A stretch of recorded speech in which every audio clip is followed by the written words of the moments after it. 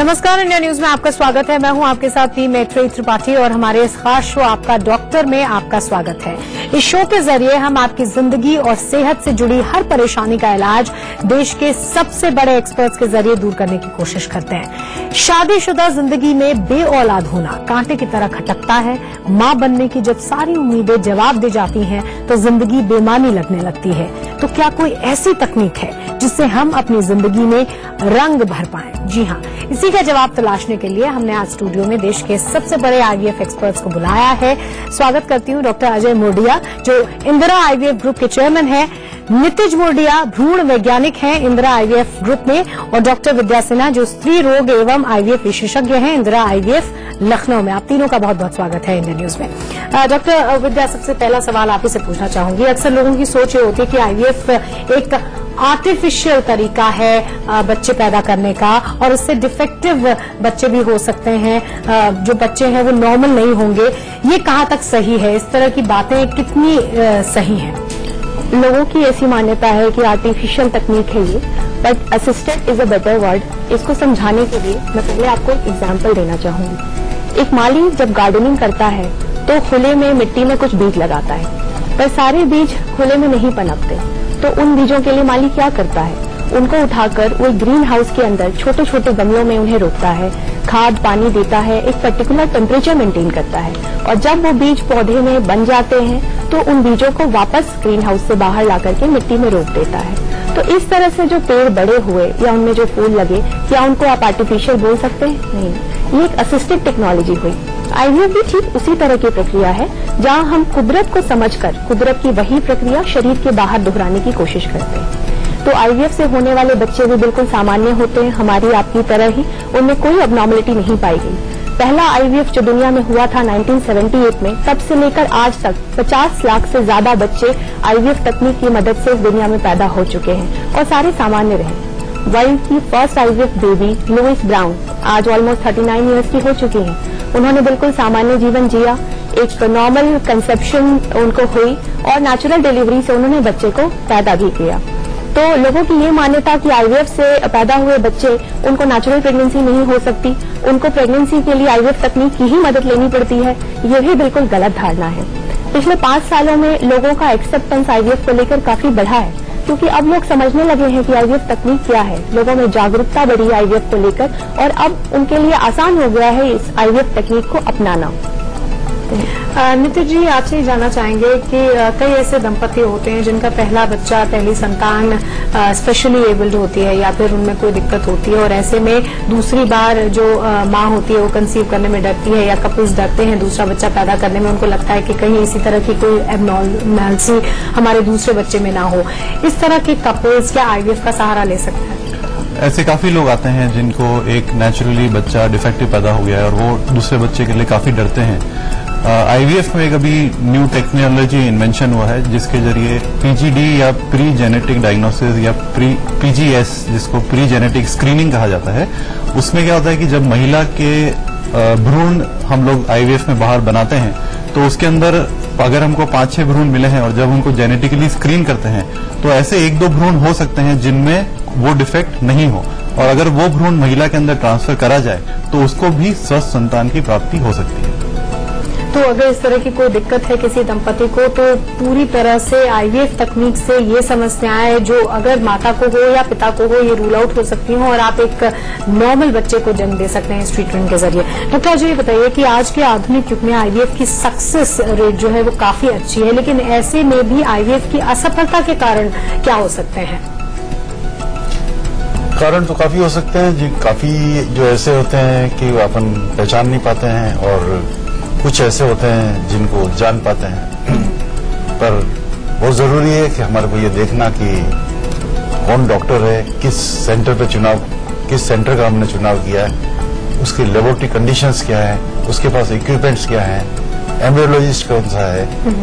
तो बहुत जरूरी है ये देखना कि हम लोग कहाँ करवा रहे हैं, तभी उसकी सफलता की दर ज्यादा रहती है।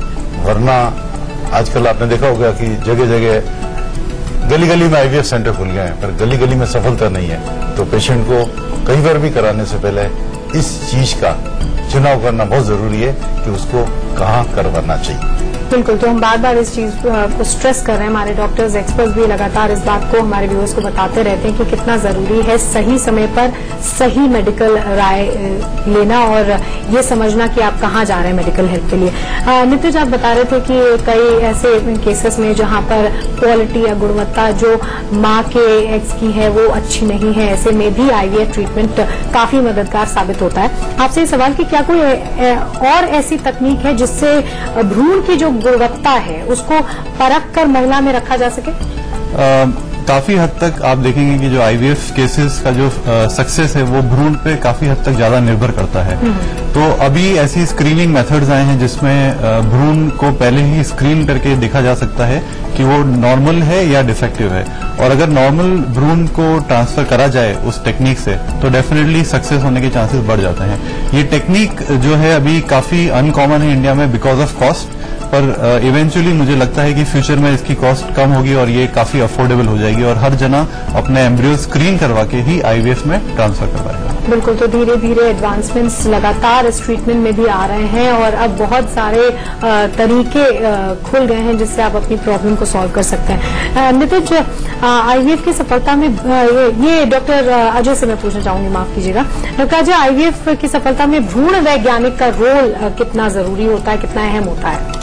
अमूमन अगर हम देखें तो 70% जो रोल है वो भ्रूण वैज्ञानिक का है कि उनकी लेबोरेटरी की कंडीशंस कैसी है, अंडे और शुक्राणु मिला के जो भ्रूण बना है वो किस क्वालिटी का भ्रूण बना है, कैसा भ्रूण बना है, प्रिजर्वेशन टेक्निक्स जो होती है वो सब भ्रूण वैज्ञानिक पे डिपेंड करती है। और अमूमन जैसा मैंने बताया कि मैंने इसको 2 पार्ट में डिवाइड कर लिया, 30% क्लिनिशियंस का रोल है और 70% भ्रूण वैज्ञानिक का रोल है।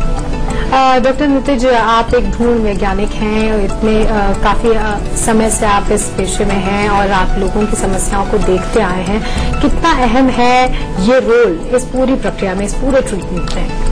मेरा ऐसा मानना है कि आज क्योंकि टेक्निक्स काफी स्टैंडर्डाइज हो गई है और स्टैंडर्ड ऑपरेटिंग प्रोसीजर्स जो हैं वो काफी स्टैंडर्डाइज हो गए हैं, तो डॉक्टर का आज के डेट में रोल यही रह गया है कि वो अंडा निकाल के भ्रूण वैज्ञानिक को दे दें और भ्रूण वैज्ञानिक जो भ्रूण बनाता है वो डॉक्टर को दे दें और डॉक्टर उसको महिला के गर्भाशय में ट्रांसफर कर दें। तो मेजर जो प्रक्रिया हो रही है अराउंड 70% के आसपास IVF का जो सक्सेस है वो भ्रूण वैज्ञानिक या एम्ब्रियो पे डिपेंड करता है। तो डेफिनेटली एम्ब्रियोलॉजिस्ट जो हैं या भ्रूण वैज्ञानिक हैं उनका काफी अहम रोल है। IVF सक्सेस में एक ट्रेंड एम्ब्रियोलॉजिस्ट या एक्सपीरियंस एम्ब्रियोलॉजिस्ट की काफी आवश्यकता होती है। वो किस तरह से भ्रूण बना रहा है, वो कैसे लैब की कल्चर कंडीशंस मेंटेन कर पा रहा है जिससे वो बेहतर से बेहतर भ्रूण बना सके, वो काफी इंपॉर्टेंट है क्योंकि जितना भ्रूण की क्वालिटी अच्छी होगी महिला को संतान प्राप्ति में उतनी ही ज्यादा सफलता दर मिलेगी। बिल्कुल। डॉक्टर नितिज जी भी बताइए कि जैसे डॉक्टर अजय बता रहे थे कि ये चुनाव बहुत ही जरूरी होता है किसी भी कपल के लिए, किसी भी महिला के लिए या पुरुष के लिए, कि हम किस तरह की मेडिकल हेल्प ले रहे हैं, किन डॉक्टर्स के पास जा रहे हैं, एक्सपर्ट्स के पास जा रहे हैं या किस लैब में जा रहे हैं, हॉस्पिटल में जा रहे हैं। एक IVF लैब जो है किन पैमानों पर खरी उतरनी चाहिए कि वो ज्यादा से ज्यादा समस्याओं का सोल्यूशन निकाल सके अपने पेशेंट्स के लिए? देखिए, इसके लिए काफी जरूरी है कि IVF लैब में कुछ पैरामीटर्स होने चाहिए। सबसे फर्स्ट और जो फॉरमोस्ट पैरामीटर है वो होता है भ्रूण वैज्ञानिक या एम्ब्रियोलॉजिस्ट का। तो एक ट्रेंड और सफल एम्ब्रियोलॉजिस्ट होना बहुत जरूरी है। सेकंड, एक क्लीन एनवायरनमेंट, क्लीन एयर होना जरूरी है। Third, bacteria free conditions, infection free conditions lab में होनी बहुत जरूरी है। तीसरा, टेम्परेचर और pH का जो रोल है वो बिल्कुल अच्छी तरह से मेंटेन होना चाहिए। कल्चर इंक्यूबेटर्स जो होते हैं वो जितनी ज्यादा मात्रा में लैब में प्रेजेंट हो उससे हम एक अनइंटरप्टेड कल्चर कंडीशंस एम्ब्रियो को प्रोवाइड कर सकते हैं जिससे एम्ब्रियो की क्वालिटी अच्छी से अच्छी बन पाए और उससे ट्रांसफर होने पे सक्सेस रेट काफी अच्छी बढ़ाई जा सके। और लास्ट जो सबसे इम्पोर्टेंट है, एक स्टैंडर्ड ऑपरेटिंग प्रोसीजर लैब में प्रेजेंट होना चाहिए। जितने भी भ्रूण वैज्ञानिक हैं उनको पता है कि मुझे इसी टेक्निक या इसी प्रोसीजर को यूज करना है ताकि एक स्टैंडर्डाइज प्रोसीजर उस लैब में अवेलेबल हो। और आजकल तो क्लोज वर्किंग चैम्बर्स आ गए हैं जी, उससे भी जो तापमान है या कार्बन डाइऑक्साइड है या ऑक्सीजन है इनको कंट्रोल किया जा सकता है ताकि अंडे और शुक्राणु और भ्रूण तीनों को यह एहसास हो कि ये सारी प्रक्रिया औरत के शरीर के अंदर ही हो रही है और इससे भी सफलता की दर काफी बढ़ है। डॉक्टर्स, हमारे बहुत सारे व्यूअर्स हैं, कॉलर्स हैं जो लगातार अपनी समस्याओं को शेयर करते हैं हमारे प्रोग्राम पर। ऐसी एक कॉलर है हमारी, अनु है, जो अपनी समस्या शेयर करना चाहती हैं। जी बताइए अनु। हेलो जी बताइए, अपनी समस्या बताइए। हाय मैम, मैं अनु जयपुर से। जी, मेरी शादी को ना 7 साल हो चुके हैं और मैं बेबी कंसीव नहीं कर पा रही हूँ। तो मुझे ये जानना था कि IVF ये कितना फायदेमंद है या कितना नुकसानदेह है, इसके बारे में जानना चाहती हूँ मैं कि और इसमें कितना खर्चा आ सकता है। तो बहुत ही जनरल सवाल है, जो पहले सवाल किसी भी दंपति के दिमाग में आते हैं कि कितना सुरक्षित है पहला और खर्च कितना आता है। डॉक्टर जी, एक्चुअली क्या है कि पहले जो था करीब 3-4 लाख रुपए लगा करते थे, लेकिन अब जैसे जैसे समय बीत रहा है तो टेक्नोलॉजी में भी एडवांसमेंट हो रहा है और कॉस्ट में भी कटिंग हो रही है। तो आजकल जो अमूमन है 20 से 30 हजार हॉस्पिटल का खर्चा आता है, जिसमें सभी तरह की जांच हो जाती है, डॉक्टर का खर्चा हो गया, जैसे गायनेकोलॉजिस्ट है, एनेस्थेटिस्ट है, एम्ब्रियोलॉजिस्ट है, वार्ड का खर्चा है, ये सब खर्चे अगर मिलाया जाए तो 20-30 हजार, और इसके अलावा दवाइयों का खर्चा जो होता है वो लगभग 60 से 80 हजार होता है। अमूमन आप समझो कि 1 लाख रुपए के अंदर ये प्रक्रिया समाप्त की जा सकती है। और जैसे जैसे मैंने बताया कि समय बीतता जा रहा है और अगर इंजेक्शन के दामों में कमी होगी तो शायद हम इसको और सस्ती रूप में दे पाए इसको। डॉक्टर विद्या, एक सवाल ये है कि कई बार ऐसा होता है, कई कपल्स पहले भी IVF ट्रीटमेंट की मदद ले चुके होते हैं लेकिन सक्सेसफुल नहीं हुए होते हैं। तो प्रीवियस IVF फेलियर अगर हुआ हो मरीजों को, तो आप क्या टेक्नोलॉजी सजेस्ट उनके लिए करती हैं? देखिए, हमारे पास कई ऐसे मरीज आते हैं जिन्होंने कई बार IVF कराया होता है और उनको सफलता नहीं मिली। तो ऐसे केसेस को डिटेल में स्टडी करने की पहले आवश्यकता होती है कि प्रॉब्लम किस लेवल पे रही होगी। एम्ब्रियो की क्वालिटी देखी जाए, एग्स की क्वालिटी, स्पर्म्स की क्वालिटी, ये सारी चीजें चेक करनी जरूरी है। उस समय गर्भाशय की कंडीशन कैसी थी जिस समय एम्ब्रियो को प्लांट किया गया, ये सारी चीजें चेक करके पहले इनको करेक्ट किया जाए। उसके बाद 1978 की IVF टेक्नोलॉजी में अब काफी एडवांसमेंट आ चुका है। इन नई एडवांसमेंट्स को यूटिलाइज करते हुए हम एक नेक्स्ट IVF साइकिल प्लान कर सकते हैं। इन एडवांसमेंट्स में हमारे पास लेजर असिस्टेड हैचिंग की टेक्नोलॉजी है, ब्लास्टोसिस्ट कल्चर है, स्पर्म DNA फ्रैगमेंटेशन टेस्ट है। कई बार देखा गया है कि शुक्राणु में सब कुछ सारे पैरामीटर्स नॉर्मल नजर आ रहे हैं, फिर भी प्रेगनेंसी नहीं आ रही। ऐसे शुक्राणुओं का अगर DNA टेस्ट किया जाए तो उनमें फ्रैगमेंटेशन की मात्रा काफी ज्यादा मिलती है। अगर ये 25% से ज्यादा है तो उसमें IVF फेलियर के काफी चांसेस होते हैं। तो इसको पहले क्योर किया जाए और उसके बाद फिर हम IVF प्लान करें। डॉक्टर विद्या, एक और चीज हम सुनते हैं, टर्म लेजर असिस्टेड हैचिंग, तो किन परिस्थितियों में ये फायदेमंद साबित हो सकता है? देखिए, लेजर असिस्टेड हैचिंग समझाने के पहले मैं आपको बताना चाहूंगी कि इसकी जरूरत क्यों पड़ती है। एक महिला के अंडे के बाहर एक खोल होता है, ठीक वैसे ही जैसे पक्षियों के अंडे के बाहर होता है। इस खोल को भेदता हुआ शुक्राणु अंडे के अंदर जाता है और खोल के अंदर ही भ्रूण बनाता है। अब इस खोल को तोड़कर बाहर आना होता है और तब बच्चेदानी की परत के साथ चिपकना होता है आगे बढ़ने के लिए। कई कंडीशंस में ये खोल थोड़ी सख्त हो जाती है या मोटी हो जाती है तो भ्रूण उसे नहीं तोड़ पाता।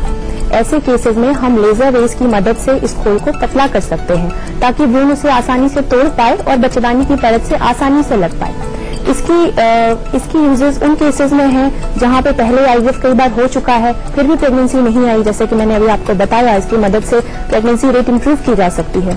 या कुछ ऐसे पेशेंट्स में जिनमें ये खोल सख्त होती है, जैसे पॉलीसिस्टिक ओवेरियन डिजीज के पेशेंट में, एंडोमेट्रियोसिस के पेशेंट में, उन महिलाओं में जिनमें ट्यूबरक्लोसिस की हिस्ट्री रही हो, या अगर महिला की उम्र ज्यादा है, तो इन ऐसी महिलाओं में इस टेक्नोलॉजी की मदद से बेटर सक्सेस रेट अचीव किया जा सकता है। जी डॉक्टर अजय, ब्लास्टोसिस्ट के बारे में भी हम सुनते हैं और ऐसा सुनते हैं कि काफी सक्सेसफुल तकनीक है। इसकी सक्सेस रेट जो है वो ज्यादा क्यों है और इसके बारे में बताइए, क्या है blastocyst? Actually test tube baby में हम लोग क्या करते हैं कि अंडे को बाहर निकाला, स्पर्म से फ्यूज किया और 2 दिन बाद जब भ्रूण 4, 6 या 8 सेल का हो जाता है तो उसको वापस गर्भाशय में प्रत्यारोपित कर देता है। अब सपोज मैं 2 दिन बाद उस भ्रूण को 8 सेल वाले को अगर गर्भाशय में नहीं रखूं तो क्या होगा?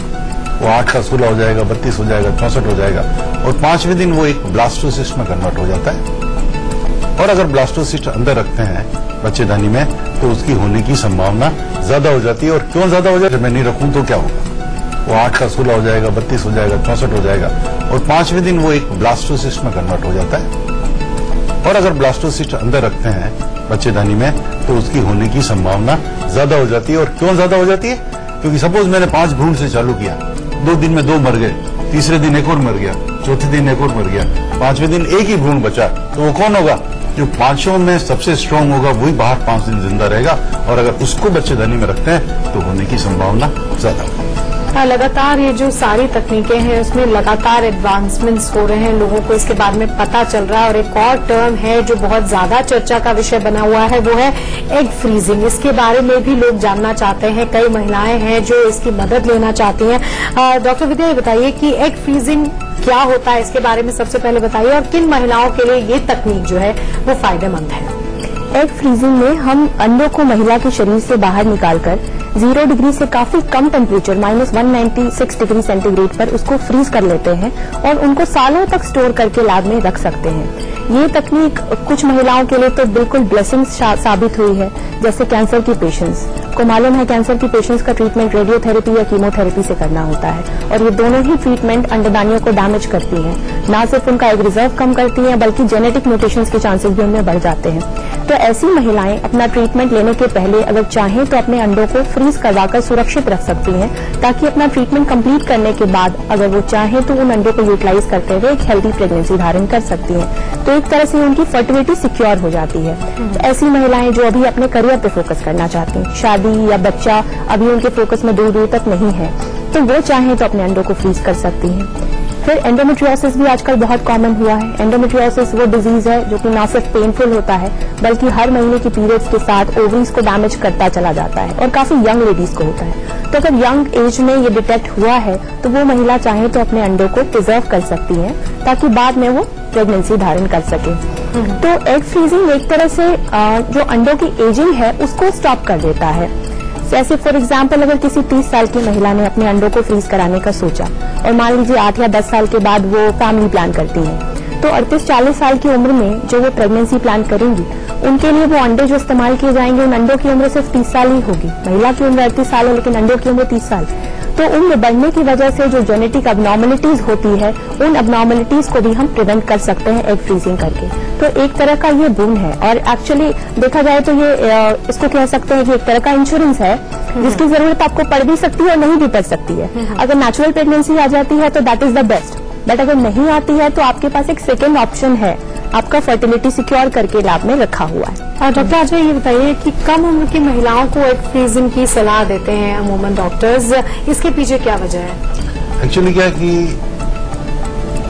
अमूमन पहले ऐसा होता था कि लड़कियां जल्दी शादी करा करती थी, 18 साल से 21 साल के बीच में शादी हो जाती थी, तो उसको एक बहुत अच्छा फर्टिलिटी पीरियड मिलता था 13 से 14 साल के करीब। क्योंकि हमने देखा है कि 30 से 35 की उम्र में औरतों के अंडे खराब होने लग जाते हैं और 35 की उम्र के बाद अंडे की क्वालिटी तेजी से खराब होनी शुरू हो जाती है। तो बहुत जरूरी है कि, और चूंकि आज आपने देखा होगा कि आजकल कैरियर ओरिएंटेड है, गर्ल्स देर से शादी करती है, तो उनके पास जो फर्टिलिटी पीरियड है वो 2 या 3 साल का ही होता है। अगर उस 2-3 साल में बच्चे नहीं हुए तो उनको मानसिक वेदना से गुजरना पड़ता है। तो अगर उन्होंने 25 से 30 साल के बीच में शादी के बाद अपने अंडे फ्रीज करा लिए होते तो वही अंडे कभी भी वापस निकालकर हस्बैंड के स्पर्म से भ्रूण बनाकर वापस उनके गर्भाशय में रख दिया जाता ताकि उनको अपने ही अंडे और अपने ही शुक्राणु से संतान की प्राप्ति हो जाती।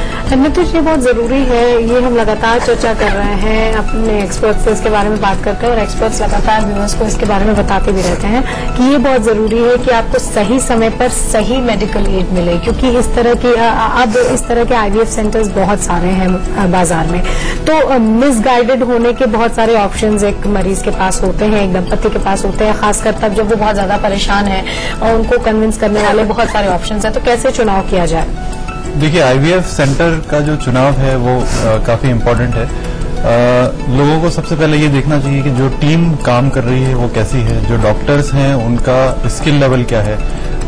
जैसे मैंने आपको बताया था कि IVF में मेजर रोल एम्ब्रोलॉजिस्ट का होता है, तो एम्ब्रोलॉजिस्ट का स्किल लेवल क्या है, वो कितनी सक्सेस प्रोवाइड कर रहा है, वो इक्विपमेंट, मशीनरी, वो सेंटर कितना एडवांस्ड है और वो एडवांस्ड क्रोनिक फर्टिलिटी केसेस को डील कर सकता है या नहीं कर सकता है।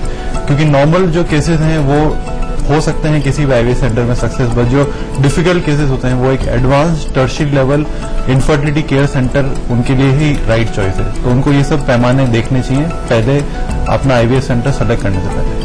डॉक्टर अजय, ये भी एक सवाल है कि जिन दंपतियों को, जिन कपल्स को ये समस्या होती है, तो जैसा हम पहले भी डिस्कस कर रहे थे कि वो कई ट्रीटमेंट्स ले चुके होते हैं, कई बार कई डॉक्टर्स, एक्सपर्ट्स के पास जा चुके होते हैं और काफी बहुत सारे केसेस में बहुत ज्यादा निराश भी हो गए होते हैं कि ये भी काम नहीं कर रहा, ये मेडिसिन भी काम नहीं कर रही है।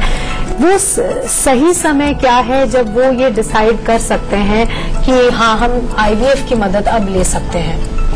एक्चुअली आईवीएफ 25 साल से लेकर 50 साल तक किसी भी महिला के लिए जो निसंतानता से ग्रसित है उसके लिए किया जा सकता है। पर जैसा हम लोगों ने अभी डिस्कस किया कि अगर 2 साल तक आपने निसंतानता का इलाज कराया है किसी भी सेंटर पे और अगर नहीं हो रहा है तो आपको आईवीएफ या टेस्ट ट्यूब बेबी के लिए जाना चाहिए, क्योंकि इसमें सफलता की दर अब काफी बढ़ चली है।